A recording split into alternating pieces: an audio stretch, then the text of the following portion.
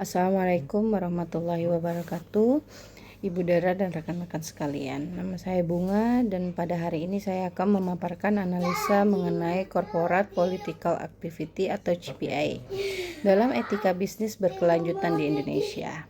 Nah, pertanyaan mendasar yang kita hadapi itu seringkali adalah ketika perusahaan berinteraksi dengan pemerintah untuk mempengaruhi kebijakan strategi mana yang paling tepat.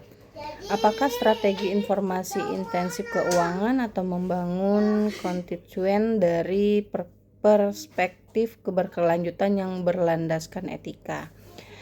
Saat ini saya berargumen bahwa strategi informasi yang diintegrasikan adalah opsi terbaik. Sebaliknya, intensif keuangan harus dihindari karena tingginya resiko etis di Indonesia. Mari kita bedah mengapa kombinasi ini menjadi yang paling komprehensif. Aspek strategi informasi, di mana aspek ini dapat menempatkan perusahaan sebagai penyedia ahli, perusahaan penyuplai data riset, analisa dampak lingkungan, serta rekomendasi teknis kepada pemerintah. Nah, dalam konteks tata kelola yang baik, strategi ini etis karena prosesnya transparan, berbasis sains, dan dapat dipertanggungjawabkan di ruang publik. Lalu yang kedua itu dari aspek membangun constituents, strategi informasi tidak akan kuat jika bergerak sendiri.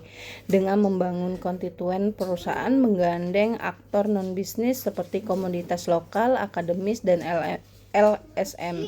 Sebagai contoh nyata, mari kita lihat sektor hilirisasi dan ekosistem kendaraan listrik di Indonesia. Perusahaan yang menerapkan CPA yang etis tidak akan melakukan lobby di belakang meja, tetapi mereka menerapkan strategi informasi dengan menyerahkan dokumen riset mengenai peta jalan transisi energi, standarisasi keamanan baterai, dan juga proyeksi reduksi emisi karbon kepada Kementerian ESDM dan Kemenkominfo. Secara paralel, mereka melakukan constituency building dengan mengedukasi masyarakat mengenai pentingnya udara bersih dan memberikan pelatihan keterampilan baru bagi komunitas lokal agar siap berserap dalam industri hijau ini. Jadi dampaknya kebijakan intensif serta kendaraan listrik yang dikeluarkan pemerintah ini menjadi lebih tepat karena didasarkan pada data lapangan yang valid dan kebutuhan real dari masyarakat. Mengapa kita harus secara tegas mengesampingkan strategi intensif keuangan?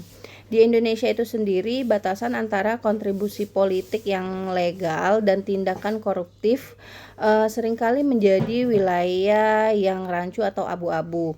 Secara etis bisnis, mengandalkan intensif keuangan untuk mempengaruhi regulasi hanya akan melahirkan kebijakan transaksional yang berorientasi jangka pendek.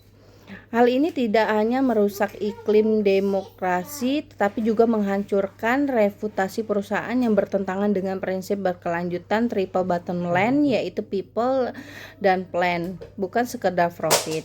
Nah, sebagai kesimpulan, interaksi antara bisnis dan pemerintah di Indonesia harus bergeser dari modal transaksional menuju model kolaboratif berbasis pengetahuan dan kemaslahatan publik. Melalui strategi informasi dan membangun konstituen ini, perusahaan mampu mendukung lahirnya kebijakan publik yang lebih pro lingkungan, diterima secara sosial dan menguntungkan secara ekonomi. Sekian paparan dari saya. Terima kasih kepada Ibu Dara dan rekan-rekan sekalian atas perhatiannya. Sampai jumpa.